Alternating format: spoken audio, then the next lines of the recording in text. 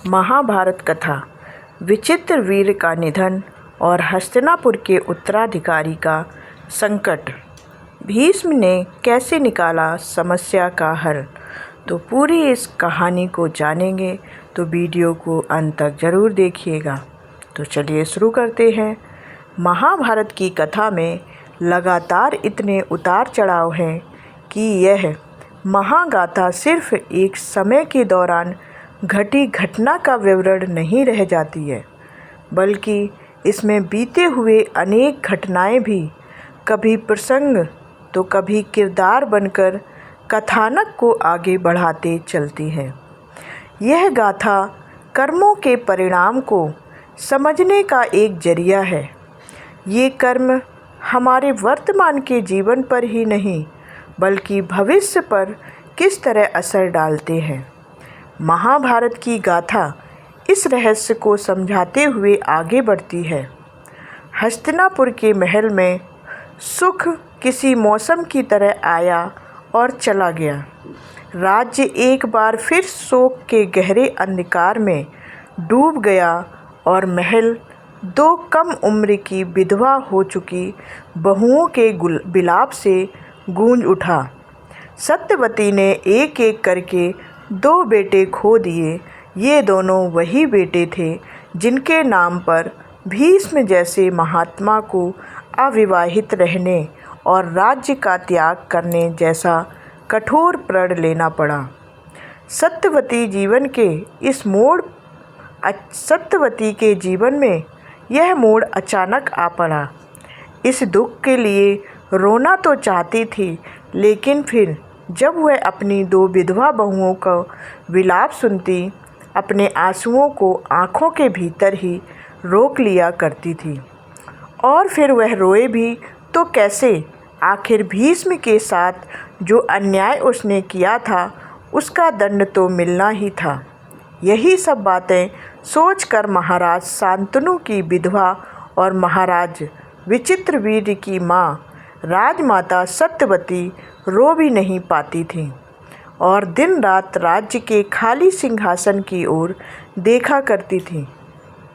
सोचती थी कि जो सिंहासन उनके अजन्मे पुत्रों के लिए मांग लिया गया था, वही सिंहासन आज उन्हें मुँह चिढ़ा रही है।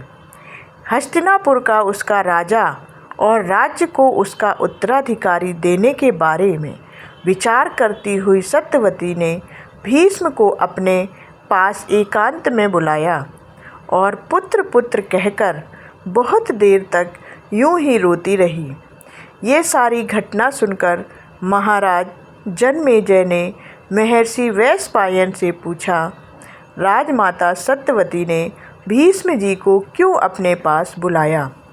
महर्षि वैशंपायन ने कहा, सत्यवती राजमाता थी और राज्य को उत्तराधिकारी देना उनकी जिम्मेदारी भी थी। इसलिए उन्होंने राज्य पर आए इस संकट और इस शोक के बीच भी अपने कर्तव्य पालन को ध्यान में रखा। इसलिए उन्होंने भीष्म जी को अपने पास बुलाया।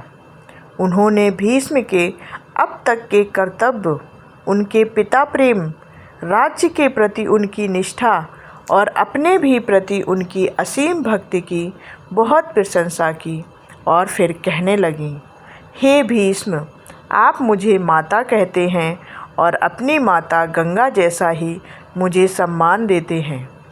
वास्तव में मैं तो देवी गंगा के चरणों की धूल भी नहीं हूँ, लेकिन आपने जो मुझे माता कहा है तो इसी अधिकार से एक बात कहती हूँ। इसे ही धर्म मानकर इसका पालन करना। भीष्म बोले, आप मुझे क्या कहना चाहती हैं माता? आप अपना विचार स्पष्ट रूप से बताएं। भीष्म आपकी समस्या जरूर दूर करेगा। सत्यवती ने कहा, पुत्र भीष्म, देखो यह सिंहासन, यह वही सिंहासन है जो मेरे पुत्रों के लिए तुमसे छीन लिया गया था। आज देखो यह सिंहासन तो है, लेकिन मेरे दोनों पुत्र काल के गाल में समा चुके हैं। हस्तिनापुर बिना राजा के कब तक रहेगा? इसलिए हे भीष्म, आपने इस राज्य की रक्षा का वचन दिया था। आज संकट की घड़ी में रक्षा के इसी वचन पालन की ज़रूरत है। इसलिए आप इस राज सिंहासन पर आसीन हो और हस्तिनापुर के अधिपति बने। भीष्म ने ये बात सुनी और फिर बड़ी ही विनम्रता से बोले, माता, संकट की स्थिति में आपका सोचना सही है, फिर भी यह हमारे अनुसार ठीक नहीं है। मेरा राज्य के त्याग की प्रतिज्ञा आपके और पिताश्री के विवाह का आधार रहा है, तो मैं अब इस मोड़ पर अपनी वह प्रतिज्ञा झूठी नहीं कर सकता हूँ। यह तो क्षत्रिय कुल की मर्यादा भी नहीं है। मेरे अनुसार यह उचित नहीं है। इसलिए मैं विनयपूर्वक आपकी इस बात को ना कहता हूँ, इसे अस्वीकार करता हूँ। भीष्म की ऐसी बात सुनकर राजमाता सत्यवती कुछ देर मौन रहीं और फिर उन्होंने अपने शब्दों को भाव से भिगोते हुए और बहुत डरते हुए करुण स्वर में कहना शुरू किया। सत्यवती बोली, अच्छा भीष्म पुत्र, आपकी बात ठीक है, फिर भी अब जो मैं कहना चाहती हूँ उसे ध्यान से सुन लो और फिर उसे पूरा करने के लिए भी आगे बढ़ो। आपके पिता और मेरे स्वामी महाराज शांतनु स्वर्ग सिधार गए हैं। उनके वंश वृक्ष में आपके अलावा और कोई संतान नहीं है। राज्य का सिंहासन तो दूसरा प्रश्न है, क्योंकि धरती पर कोई ना कोई तो अधिकार करता ही है। लेकिन पुत्र, आपके बाद आपके पिता महाराज को पिंड कौन देगा? इस वंश को तर्पण कौन देगा? उनकी कीर्ति का आगे भविष्य में कौन बखान करेगा?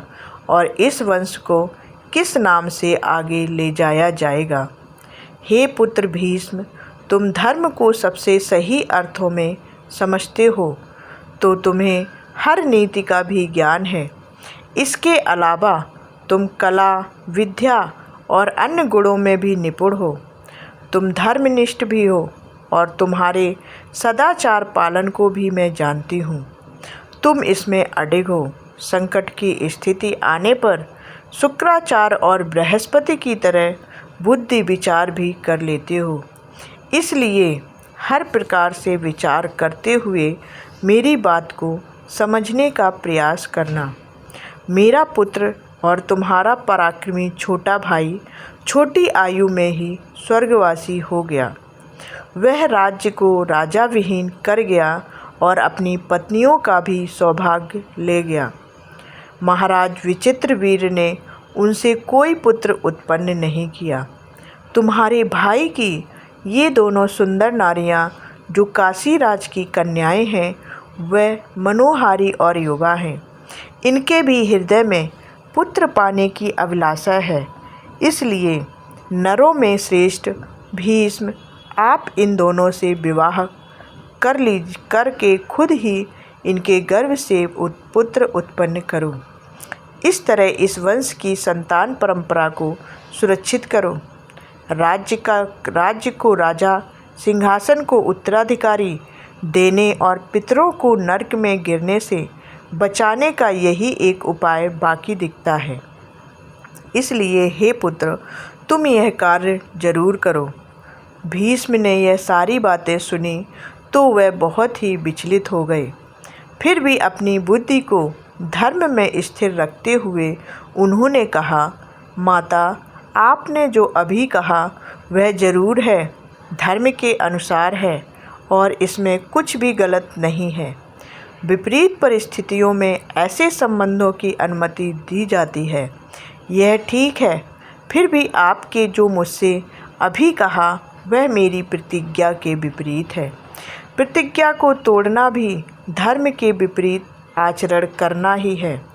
इसलिए मैं राज्य के लोभ से ना तो अपना अभिषेक कराऊंगा और ना ही स्त्री सहवास करूंगा।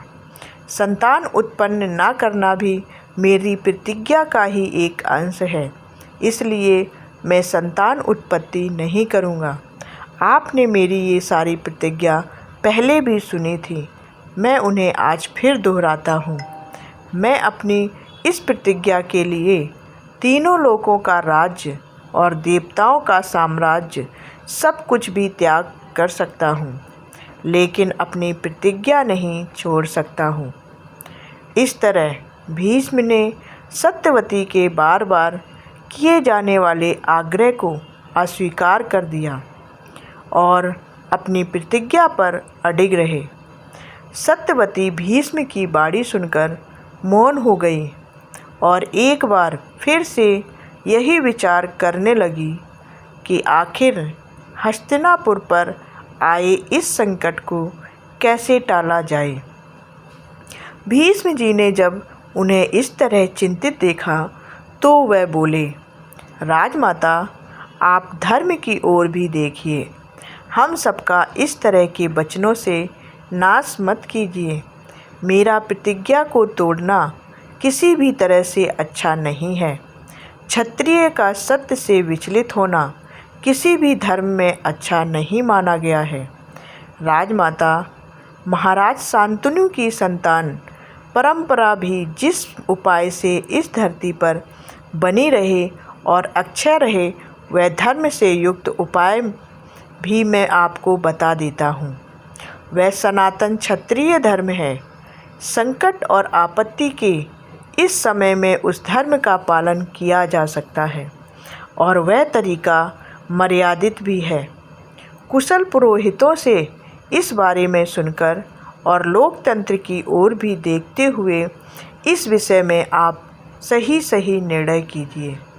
यह सुनकर महाराज जनमेजय ने वैशंपायन जी से पूछा, वह कौन सा तरीका था और कैसा उपाय था जो भीष्म जी ने राजमाता सत्यवती को बताया? क्या इससे संकट और समस्या का हल निकल आया? यह सुनकर वैशंपायन जी बोले, राजन, आपने बहुत ही उत्तम प्रश्न किया है। जिस तरह अभी आप आश्चर्यचकित हैं, ठीक वैसे ही भीष्म की वाणी सुनकर राजमाता सत्यवती भी आश्चर्य में भर गई थीं और बड़े ही उत्साह से भीष्म जी से कहने लगीं, ऐसा कौन सा उपाय है पुत्र? मुझे बताओ, मैं उसका जल्दी से जल्दी पालन करूँगी। मैं हर संभव उपाय करूँगी। तब भीष्म जी ने कहना शुरू किया, राजमाता, भरत वंश की रक्षा के लिए जो संभव उपाय है वह मैं आपको बता रहा हूँ। आप इसे ध्यान से सुनिए और इसका पालन कीजिए। आप किसी गुणवान ब्राह्मण को धन देकर बुलाओ जो विचित्र वीर की पत्नियों के गर्भ से संतान उत्पन्न कर सके। भीष्म की यह बात सुनकर सत्यवती विचारों में पड़ गई और इस विषय में सोचने लगी। भरत वंश की वंश परंपरा बचाए रखने और हस्तिनापुर राज्य को उसका उत्तराधिकारी देने के लिए वह भीष्म के बताए इस मार्ग को सोचते हुए अपने ही किसी अतीत में खो गई। शोक में डूबा हस्तिनापुर किसी नए विचार के आने की प्रतीक्षा करने लगा। आगे की कहानी देखने के लिए मेरे चैनल को सब्सक्राइब कर लीजिए। धन्यवाद।